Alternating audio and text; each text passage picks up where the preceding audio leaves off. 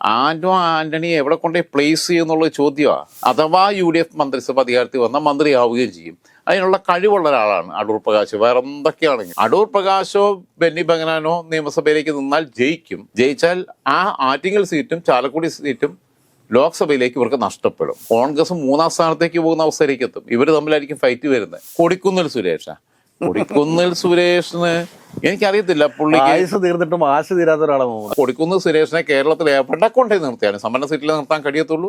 എവിടെ കൊണ്ട് നിർത്തിയാലും കൊടിക്കുന്നിൽ സുരേഷ് തോന്നും. രാജൻ ഭായ് നമസ്കാരം. നമസ്കാരം. രാജൻ ഭായ്, ഇന്നിപ്പോ ഒരു വാർത്ത ഇങ്ങനെ അന്തരീക്ഷത്തിൽ കിടന്ന് ഓടിക്കളിക്കുന്നുണ്ട്. അതിന് വാസ്തവം എത്രത്തോളം ഉണ്ടെന്നറിയില്ല. പക്ഷെ ആരുടെയെങ്കിലും ഒക്കെ മനസ്സിലിരിക്കുന്ന മോഹങ്ങളായിരിക്കാം ഇന്ന് ആ വാർത്തയായിട്ട് പുറത്തു വരാൻ കാരണമെന്ന് എനിക്ക് തോന്നുന്നു. അതായത് അടുത്ത നിയമസഭാ തെരഞ്ഞെടുപ്പ് 2026 നടക്കാൻ പോകുന്ന നിയമസഭാ തെരഞ്ഞെടുപ്പിൽ അടൂർ പ്രകാശും കൊടിക്കുന്നിൽ സുരേഷും ആന്റോ ആന്റണിയും ഒക്കെ മത്സരിക്കാൻ ഒരുങ്ങുന്നു എന്നുള്ളതാണ് വാർത്ത. എങ്ങനെ പ്രതികരിക്കുന്നു? നിയമസഭാ തെരഞ്ഞെടുപ്പിലേക്ക് മത്സരിക്കുക എന്ന് പറഞ്ഞാൽ ലോക്സഭയിലേക്ക് മത്സരിച്ചത് നഷ്ടക്കച്ചവടമായി പോയി എന്ന് വിശ്വസിക്കുന്ന ആളുകളുടെ കൂട്ടത്തിൽപ്പെട്ടതാണ് അടൂർ പ്രകാശും ഷാഫി പറമ്പിലും ഉൾപ്പെടെയുള്ളവർ പോലും. കാരണം UDF മിനിസ്റ്റർ വന്നു കഴിഞ്ഞാൽ തീർച്ചയായിട്ടും മന്ത്രിസഭയ്ക്കകത്ത് ഉൾപ്പെടാൻ സാധ്യതയുള്ള ആളുകൾ തന്നെയായിരുന്നു. അതേപോലെ തന്നെ ലോക്സഭയിലേക്ക് അപ്പോൾ മത്സരിച്ചത് അബദ്ധമായി എന്ന് വിശ്വസിക്കുന്ന ആളുകൾ ഒരാളായിരിക്കും KC വേണുഗോപാലും. കാരണം അദ്ദേഹം രാജസ്ഥാനിൽ നിന്ന് 2 വർഷത്തെയും കൂടെ രാജ്യസഭാംഗത്വം ഉണ്ടാകുമ്പോൾ അത് ഒഴിവാക്കി ഇവിടെ നിൽക്കുമ്പം കേന്ദ്രത്തിലൊരു നല്ല ക്യാബിനറ്റ് പദവി കിട്ടുമെന്ന് പ്രതീക്ഷിച്ച് തന്നെയാണ് പുള്ളി മത്സരിച്ചിട്ടുള്ളത്. അതേസമയം ആ 2 വർഷത്തെ രാജ്യസഭാംഗത്വം പൂർത്തീകരിച്ച് പിന്നീട് MP അല്ലാതിരിക്കുന്ന സമയത്ത് കേരളത്തിൽ ഡയറക്റ്റ് വന്ന് മത്സരിക്കാനുള്ള സ്പേസ് ഉണ്ടായിരുന്നു പുള്ളിക്ക്. CM കാൻഡിഡേറ്റ് സ്ഥാനത്തേക്ക് ഫസ്റ്റ് പ്രയോറിറ്റി കിട്ടാവുന്ന ഒരാളായിരുന്നു. ബെന്നി ബെഹനാനും അങ്ങനെ ഒരു താല്പര്യമുണ്ട് എന്ന് പറഞ്ഞു കേൾക്കുന്നു. നിൽക്കാൻ പറ്റിയ മണ്ഡലങ്ങളൊക്കെ ഉണ്ട് ഇഷ്ടം പോലെ. എറണാകുളം ജില്ലയ്ക്കകത്ത് ഇഷ്ടം പോലെ മണ്ഡലമുണ്ട്, ജയിക്കാൻ പറ്റുന്ന മണ്ഡലമുണ്ട്. ബെന്നി ബെഹനാന് വേണ്ടിയിട്ട് സീറ്റ് മാറിക്കൊടുക്കാൻ തയ്യാറായിട്ടുള്ള നേതാക്കന്മാരുണ്ടാവും. ഉമ്മൻചാണ്ടി ഒക്കെ ഉണ്ടാകുമ്പോഴും അവരുടെ എല്ലാവരും ബാക്ക് ബോൺ ആയിട്ട് നിന്നിട്ടുള്ള ഒരാളാണ്.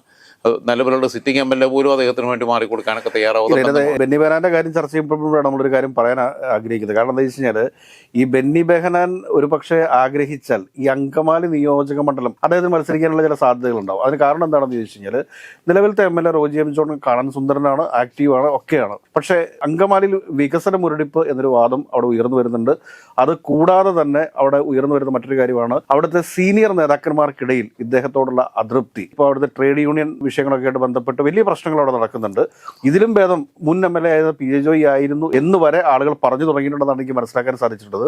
ഈ യാഥാർത്ഥ്യം ബെന്നി ബെഹനാൻ മനസ്സിലാക്കിയിട്ടുണ്ടെങ്കിൽ ഒരുപക്ഷെ അദ്ദേഹം അങ്കമാലിയിൽ മത്സരിക്കുകയും റോജിയെ പിന്നീട് ചാലക്കുടിയിൽ മത്സരിപ്പിക്കാനുള്ള സാധ്യതകളൊക്കെ അല്ല. ഇതിനകത്ത് പിന്നെ വേറെ കാര്യം എന്ന് വെച്ചാൽ ഈ ആളുകൾ പലതരത്തിലാണ്. ഇപ്പം ഒരാൾ താടി വെക്കുന്നതും, ഒരാൾ ക്ലീൻ ഷേവ് ചെയ്യുന്നതും, ഒരാൾ മീശ വെക്കുന്നതും, ഒരാൾ ഡെക്കറേറ്റ് ചെയ്യുന്നതും ഒക്കെ അയാളുടെ ഇഷ്ടമാണ്.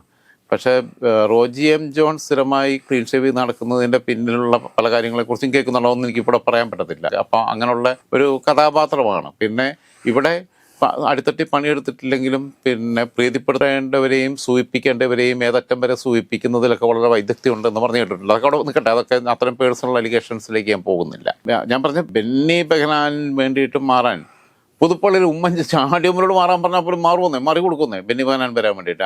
അതൊക്കെ അതിന് പറ്റുന്ന ഒരു രീതിയൊക്കെ അവിടെ ഉണ്ട്. പക്ഷേ ഇതിനകത്ത് ഇപ്പോൾ ഈ ഉയർന്നു വരുന്ന പേരുകൾക്കൊക്കെ തോന്നുന്ന ആന്റോ ആന്റണിയെ എവിടെ കൊണ്ടേ പ്ലേസ് ചെയ്യുന്നുള്ള ചോദ്യമാണ്.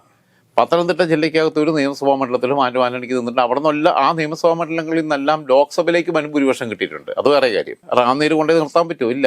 ആറന്മുളയിൽ നിർത്താൻ പറ്റുമോ? ഇല്ല. കോന്നിയിൽ നിർത്താൻ പറ്റുമോ? ഇല്ല. അടൂർ സംവരണ സീറ്റാ. അവിടെ എവിടെ കൊണ്ടുപോയിട്ട് നിർത്തും എന്നുള്ളത് വലിയ ചോദ്യമാണ് ജില്ലയ്ക്കകത്ത്. ഇനി തൊട്ടിപ്പുറത്ത് കോട്ടയത്തിന്റെ DCC പ്രസിഡന്റ് ആയിരുന്നു. കോട്ടയം ജില്ലയിൽ കൊണ്ട് നിർത്താൻ പറ്റിയ സീറ്റുകൾ ഇപ്പോൾ ഏതാ ഉള്ളത്? ഒന്നുകിൽ ഏറ്റുമാനൂർ പോയിട്ട് മത്സരിക്കാം. ഏറ്റുമാനൂർ എന്തായാലും അവരുടെ കയ്യിലുള്ള സീറ്റല്ല.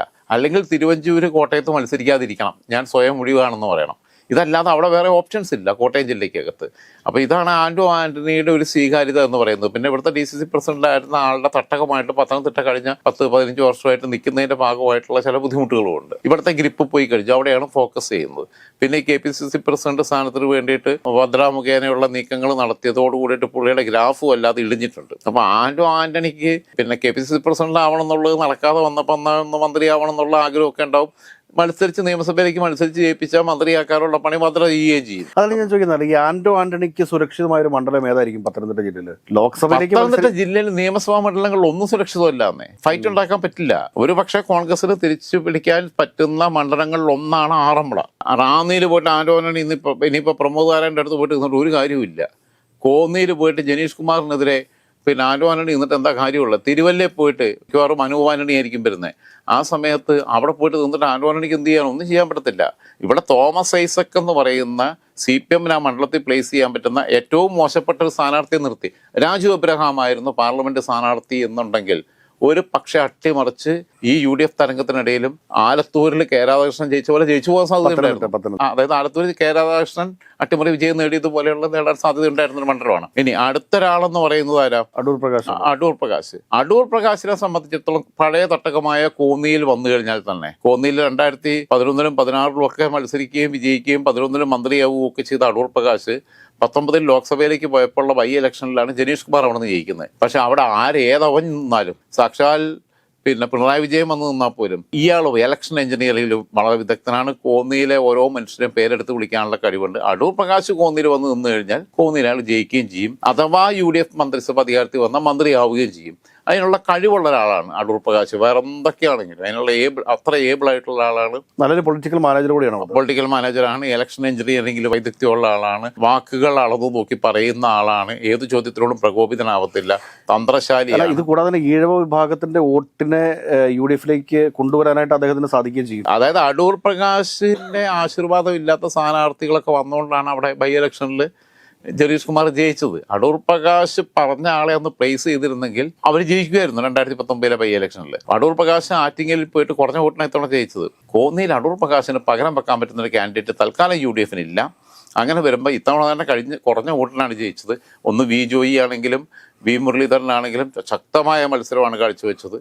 അവിടെ കോൺഗ്രസ് 3-ാം സ്ഥാനത്തേക്ക് പോകുന്ന അവസ്ഥയിലേക്ക് എത്തും. ഇവർ തമ്മിലായിരിക്കും ഫൈറ്റ് വരുന്നത്. തിരുവനന്തപുരം ലോക്സഭാ മണ്ഡലത്തിൽ BJP-യും കോൺഗ്രസും തമ്മിലായിരുന്നു മത്സരം എന്നുണ്ടെങ്കിൽ അവിടെ കോൺഗ്രസും CPM-ഉം തമ്മിലുള്ള മത്സരമായിട്ട് മാറും. കോൺഗ്രസ് 3-ാം സ്ഥാനത്തേക്ക് പോകും. ഇവിടെ ഇടതുമുന്നണി 3-ാം സ്ഥാനത്തേക്ക് പോയത് പോലെ തിരുവനന്തപുരത്ത്. അപ്പൊ അങ്ങനെ ഒരു ഭാഗ്യപരീക്ഷണത്തിന് അവർ നിൽക്കുകയോ ഇല്ല എന്നുള്ളതൊന്നും പിന്നെ സംശയം. കാരണം എന്ന് വെച്ചാൽ BJP-ക്ക് ഒരു സീറ്റ് ഉണ്ടാക്കി കൊടുത്തതിന്റെ ഉത്തരവാദിത്വം കോൺഗ്രസിന് വരും. അങ്ങനെ വരുമ്പം ഇനി അടുത്ത ആളെന്ന് പറഞ്ഞു കഴിഞ്ഞാൽ കൊടിക്കുന്നിൽ സുരേഷാണ്. കൊടിക്കുന്നിൽ സുരേഷിന് എനിക്കറിയത്തില്ല, പുള്ളിക്ക് തീർന്നിട്ടും ആശ തീരാത്ത ഒരാളാണ്. അയ്യോ, അത് പിന്നെ പഞ്ചായത്ത് മെമ്പറോ, ഒരു ബ്ലോക്ക് പഞ്ചായത്ത് മെമ്പറോ ജില്ലാ പഞ്ചായത്ത് മെമ്പറോ ഒക്കെ ആവാനുള്ള ക്വാളിറ്റിയുള്ള ആള് ആർക്കും പ്രത്യേകിച്ച് ദ്രോഹമൊന്നും ചെയ്യുന്നില്ല. പക്ഷെ ഇപ്പൊ ദ്രോഹവും ചെയ്യുന്നുണ്ട്. ഇഷ്ടമുള്ള ആൾക്കാരെ ഓരോ സ്ഥലത്ത് കൊണ്ടുവരാനുള്ള എല്ലാ ലോബിങ്ങും നടത്തുന്നുണ്ട്. DCC ഭാരവാഹികളായിട്ടും KPCC ഭാരവാഹികളുമായിട്ടും ഒക്കെ പുള്ളിക്ക് താല്പര്യമുള്ളവരെ കൊണ്ടുവരാൻ. DCC പ്രസിഡന്റുമാരെ വരെ തീരുമാനിക്കാൻ വേണ്ടിയിട്ട് പുള്ളിയുടെ പിടിവാശിയുണ്ട്. ഈ പിടിവാശിയുണ്ട്. അത് മാത്രമല്ല, ആൾക്കാർ എന്ത് പറഞ്ഞാലും AICC നേതൃത്വത്തോടാണെങ്കിലും KPCC നേതൃത്വത്തോടാണെങ്കിലും ചർച്ചയ്ക്ക് ചെന്ന് കഴിഞ്ഞപ്പോൾ രാഹുൽ ഗാന്ധി ആണെങ്കിലും KC വേണുഗോപാലാണെങ്കിലും ഒക്കെ പുള്ളി പറഞ്ഞു തുടങ്ങുമ്പോഴേ അത് ഞങ്ങൾ ശരിയാക്കി തരാമെന്ന് പറഞ്ഞ് പറഞ്ഞയക്കും. കാരണം എന്താ, ഇത്രയും ദൂരെ ഇരുന്ന് പറഞ്ഞാലും പുള്ളി വർത്താനം പറയുമ്പോൾ തുപ്പൽ തെറിക്കും. അങ്ങനെ കുഴപ്പമുണ്ട്. അപ്പോൾ അതുകൊണ്ട് ഈ തുപ്പൽ തെറിക്കാൻ പറ്റാത്തതുകൊണ്ട് എല്ലാം ശരിയാക്കി തരാം പോയിക്കോ, ഒരു പേടിയും പിടിക്കണ്ട, ഇപ്പം തന്നെ പോയിക്കോളാൻ പറഞ്ഞ് പെട്ടെന്ന് ചായയും കൊടുത്ത് പറഞ്ഞയക്കും. കാരണം ഈ തുപ്പൽ സഹിച്ച് നിൽക്കണ്ടേ. അതുകൊണ്ട് പുള്ളി കരുതി കാണും, കിട്ടുമെന്ന് കരുതി കാണും. പക്ഷേ പുള്ളി കഴിഞ്ഞ തവണ ഐഷാപ്പറ്റി 10-40,000 വോട്ടിന്റെ ഭൂരിപക്ഷത്തിലും ജയിച്ചുകൊണ്ടിരുന്ന R ബാലകൃഷ്ണ പിള്ളയെ അട്ടിമറിച്ച് വിജയിച്ചതാണ്. അതിനുശേഷം R ബാലകൃഷ്ണ പിള്ളയുടെ കുടുംബ ഡോക്ടറെ പിടിച്ചു നിർത്തി. പട്ടിക്ക് വോട്ട് അവകാശം ഇല്ലാത്തതുകൊണ്ട് കുടുംബ ഡോക്ടറെ പിടിച്ചു നിർത്തി. അയാൾക്ക് മത്സരിക്കാൻ പറ്റാത്തതുകൊണ്ട് ആ സമയത്തും ഐഷാപ്പറ്റി വിജയിച്ചു. 2016 തെരഞ്ഞെടുപ്പിൽ എനിക്ക് തോന്നുന്നു ഏകദേശം 40K അടുത്ത് ഭൂരിപക്ഷം ഉണ്ടായിരുന്നു ഐഷാപ്പറ്റിക്ക്. അവിടെ KN ബാലഗോപാലിനെതിരെ ശക്തനായ ഒരു സ്ഥാനാർത്ഥിയെ നിർത്തിയിരുന്നെങ്കിൽ, ഈവൻ PC വിഷ്ണുനാഥ് നിന്നിരുന്നെങ്കിൽ പോലും അട്ടിമറിക്കാൻ സാധ്യതയുണ്ടായിരുന്നു കൊട്ടാരക്കരയിൽ. ആ കൊട്ടാരക്കരയിൽ രശ്മി എന്ന് പറയുന്ന അവിടുത്തെ നിയമസഭാ മണ്ഡലത്തിന് മുഴുവൻ ആൾക്കാർക്ക് പോലും അറിയത്തില്ല, കോൺഗ്രസ് നേതാക്കന്മാർക്കും അറിയത്തില്ല. ജില്ലാ പഞ്ചായത്തിലോട്ട് സംവരണ സീറ്റിൽ എങ്ങനെയോ മത്സരിച്ച് വിജയിച്ചു. ആ രശ്മിയെ പിടിച്ചിട്ട് ഇവിടെ ആക്കണം എന്നുള്ളത് ഇയാളെ ദുർഭാഷിയായിരുന്നു. ഇയാളെ ദുർഭാഷിക്കാണ് ഒരു സീറ്റ് ഇവർ കളഞ്ഞത്. ഇനി കേരളത്തിന്റെ ഒരു ചരിത്രം എടുത്ത് പരിശോധിക്കുമ്പോൾ നമ്മൾ എത്രയൊക്കെ ജാതീയതയില്ല ഇതില്ല എന്നൊക്കെ പറയുമ്പോൾ നമ്മൾ വലിയ സാംസ്കാരിക ബോധമുള്ളവരാണ്. ജാതി മതചിന്താഗതികൾക്ക് അതീതമായി പോലും ഒരു പരിധിവരെ പോയിട്ടില്ല. പക്ഷെ ജാതീയത എന്ന് പറയുന്ന സാധനമുണ്ട്. സംവരണ സീറ്റിലല്ലാതെ ഒരു പട്ടികവർഗ വിഭാഗത്തിൽപ്പെട്ട ഒരാൾ മത്സരിച്ച് ജയിക്കുന്നത് എവിടെയുള്ള ഒരു ഉദാഹരണം എടുത്തു നോക്കി. അങ്ങനെ ജയിച്ചിട്ടുള്ള ദയാംഗ മണ്ഡലമാകുന്ന കാലം തൊട്ട് അങ്ങനെ ജയിക്കാൻ ഇന്ന് കേരളത്തിൽ പറ്റുന്ന ഒരാൾ ഏത് ജനറൽ സീറ്റിലും കൊണ്ടുപോയിട്ട് അത്യാവശ്യം കേരളത്തിലെ 140 സീറ്റിലും 100 മണ്ഡലത്തിലെങ്കിലും കൊണ്ടുപോയി നിർത്തിയാൽ വിജയിപ്പിച്ചെടുക്കാൻ പറ്റുന്ന ഒരേ ഒരു കാൻഡിഡേറ്റ് ഉള്ളൂ എല്ലാ പാർട്ടിക്കും കൂടി. അത് കെ രാധാകൃഷ്ണനാണ്. CPM-ന്റെ കെ രാധാകൃഷ്ണനെ ആരും ആ രീതിയിലല്ല കാണുന്നത്. കെ രാധാകൃഷ്ണന്റെ വ്യക്തിപ്രഭാവമുണ്ട്. ഒരു നല്ല മനുഷ്യനെന്നുണ്ട്, നല്ല കമ്മ്യൂണിസ്റ്റുകാരനെന്നുണ്ട്. പാർട്ടിക്ക് അതീതമായിട്ട് മനുഷ്യനോട് പെരുമാറാനുള്ള അഹങ്കാരമില്ല. കെ രാധാകൃഷ്ണനെ ഒരു നായർ സമുദായത്തിനും സവർണ്ണ സമുദായത്തിനും മുൻതൂക്കമുള്ളൊരു മണ്ഡലത്തിൽ കൊണ്ടുപോയിട്ടാൽ പുലിയാൾക്ക് ഒരു പക്ഷേ ജയിക്കാൻ കഴിയും. കാരണം അത് അദ്ദേഹത്തിൻ്റെ സ്വീകാര്യത, അദ്ദേഹത്തിൻ്റെ പ്രവർത്തനം കൊണ്ടുണ്ടാക്കിയതാണ്. ആദ്യം മത്സരിക്കുമ്പം ചേലക്കരയിൽ അങ്ങനെ ഒരു പക്ഷേ പരിഗണിച്ച് നിർത്തിയിട്ടുണ്ടെങ്കിലും അതിനപ്പുറത്തുള്ള വിദ്യാർത്ഥി രാഷ്ട്രീയ കാലഘട്ടം തൊട്ടും മാതൃകാ കമ്മ്യൂണിസ്റ്റുകാരനാണ്. കെ രാധാകൃഷ്ണൻ അല്ലാതെ BJPക്കോ കോൺഗ്രസിനോ CPMനോ CPIക്കോ ഒരു അടിസ്ഥാന വർഗത്തിൽപ്പെട്ട ദളിത് വിഭാഗത്തിൽപ്പെട്ട ഒരാളെ ജനറൽ സീറ്റിൽ നിർത്തി ജയിപ്പിക്കാൻ ഒരു കെൽപ്പുമില്ല. തോറ്റുപോകും. കാരണം ആ ജാതീയതയൊക്കെ ഇപ്പോഴും നമ്മൾ ഈ മലയാളികളുടെ കാപട്യത്തിനകത്തുണ്ട്. കൊടിക്കുന്ന് സുരേഷിനെ ഒരു സംവരണ സീറ്റിലെല്ലാം നിർത്തി ജയിപ്പിക്കാൻ പറ്റത്തില്ല. അങ്ങനെ കൊടിക്കുന്ന് സുരേഷിന് നിർത്താൻ പറ്റുന്ന സംവരണ സീറ്റ് ഏതാ ഉള്ളത്? അദ്ദേഹം നിലവില് മാവേലിക്കര ലോക്സഭാ മണ്ഡലത്തിലല്ലേ? മാവേലിക്കരൊന്നും അദ്ദേഹം മാവേലിക്കര മാവേലിക്കരയാണ്, പക്ഷെ അവിടുത്തെ നിയമസഭാ മണ്ഡലം സംവരണ സീറ്റാണ്. അവിടെ നിന്നാൽ അയാൾ ജയിക്കത്തില്ല. തൊട്ടപ്പുറത്തുള്ളത് പിന്നെ നിൽക്കാൻ പറ്റുന്നത് പത്തനംതിട്ട ജില്ലയിലെ അടൂർ സീറ്റാണ്. അടൂർ സീറ്റിനകത്ത് MG കണ്ണൻ ജീവിച്ചിരിപ്പുണ്ടായിരുന്നെങ്കിൽ, കാരണം ചിറ്റയം ഗോപകുമാറിന്റെ 2 ടേം കഴിയുക CPIയുടെ സീറ്റാണ്. ചിറ്റയം ഗോപകുമാറിന്റെ ടേം കഴിയുമ്പോൾ പകരം അവർക്കും ഒരു ആൾട്ടർനേറ്റ് സബ്സ്റ്റിറ്റ്യൂട്ട് ഇല്ലാത്തതിൻ്റെ സ്ഥിതിയുണ്ട്. അവിടെ ആ രീതിയിൽ അറിയപ്പെടുന്ന ഒരാളില്ലാത്തതിൻ്റെ കുഴപ്പമുണ്ട്. ആ സ്ഥിതിക്കകത്ത് അവിടെ പോയിട്ട് ഇയാൾ നിന്നു കൂട്ടിക്കും. അപ്പുറത്ത് ഏത് കുറ്റിച്ചൂര് നിന്നാലും ഇയാൾ നോക്കും അടൂര് നിന്ന് കഴിഞ്ഞാൽ.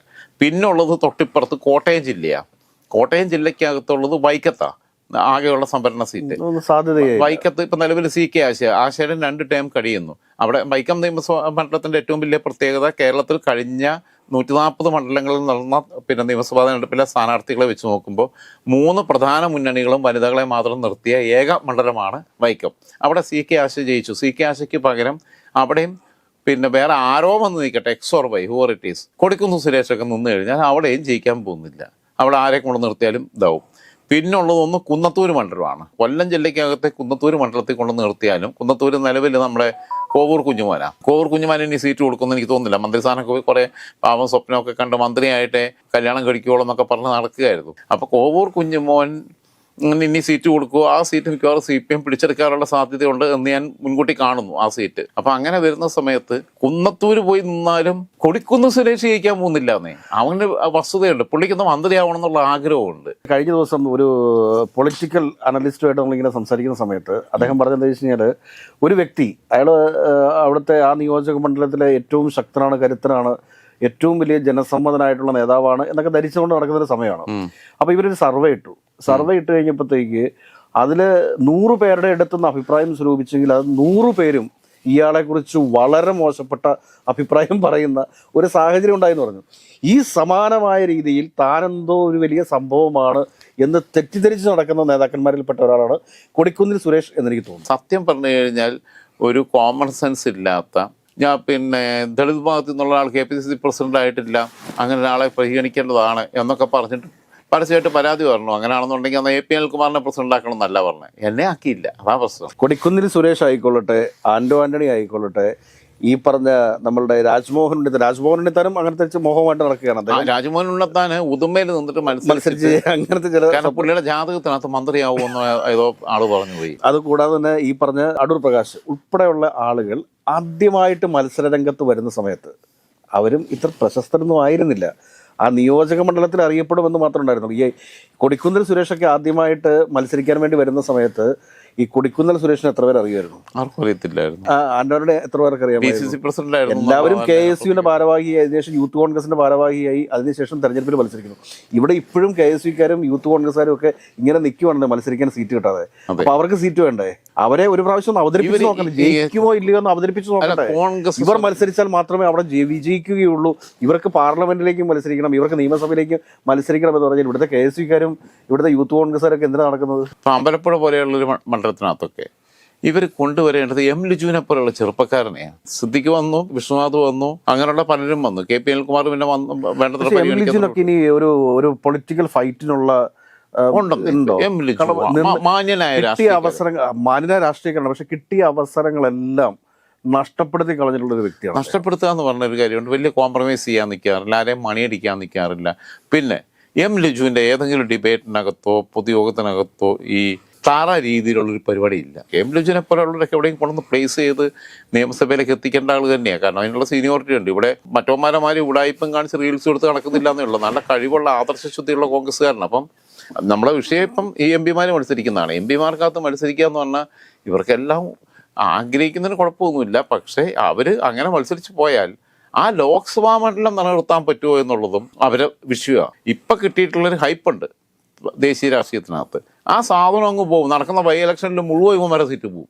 അങ്ങനെയാണ്. ഇനി ആരെങ്കിലും ജയിച്ചാൽ, കഷ്ടകാലത്തിന് ജയിക്കാൻ ഈ പറഞ്ഞ കാറ്റഗറിക്കകത്ത് സാധ്യതയുള്ളത് ബെന്നിച്ചേട്ടനെ എവിടെയെങ്കിലും നിർത്തിക്കഴിഞ്ഞാൽ ജയിക്കാം, പ്രകാശ് ചേട്ടനെ എവിടെ നിർത്തിക്കഴിഞ്ഞാൽ ജയിക്കാം. പക്ഷെ ജയിക്കുമ്പോൾ 2 സീറ്റും പാർലമെന്റിലേക്ക് പിടിച്ചെടുക്കാൻ പറ്റത്തില്ല. ചാലക്കുടി തിരിച്ചു പിടിക്കാൻ പറ്റുമായിരിക്കും. ചാലക്കുടി അവരെ സുരക്ഷിത മണ്ഡലമൊന്നുമല്ല, കാസർഗോഡ് അവരെ സുരക്ഷിത മണ്ഡലമൊന്നുമല്ല. അങ്ങനെയുള്ള അവിടെ തന്നെയല്ലേ സിദ്ദിഖ് നിന്ന് തോറ്റുപോയത്. പി കരുണാകരൻ പലതവണ മത്സരിച്ച് ജയിച്ചതല്ലേ. പിന്നെ BJP വിരുദ്ധ ഒരു സമീപനമുള്ളതുകൊണ്ട് മുസ്ലിം കമ്മ്യൂണിറ്റി എൻ ബ്ലോക്കായിട്ട് രാഹുൽ ഗാന്ധി പ്രധാനമന്ത്രിയാവും എന്നുള്ള ഇതിൽ വരുന്നു എന്നുള്ളതുകൊണ്ട്. അപ്പോൾ എന്തായിരുന്നാലും ഞാൻ ഇത്രേ പറയുന്നുള്ളൂ, അടൂർ പ്രകാശോ ബെന്നി ബെഹനാനോ നിയമസഭയിലേക്ക് നിന്നാൽ ജയിച്ചാൽ ആ ആറ്റിങ്ങൽ സീറ്റും ചാലക്കുടി സീറ്റും ലോക്സഭയിലേക്ക് ഇവർക്ക് നഷ്ടപ്പെടും. അതേപോലെ കൊടിക്കുന്ന് സുരേഷിനെ കേരളത്തിൽ എവിടെ കൊണ്ടേ നിർത്തിയാലും, സമ്പന്ന സീറ്റിൽ നിർത്താൻ കഴിയത്തുള്ളൂ, എവിടെ കൊണ്ടേ നിർത്തിയാലും കൊടിക്കുന്ന് സുരേഷ് തോക്കും.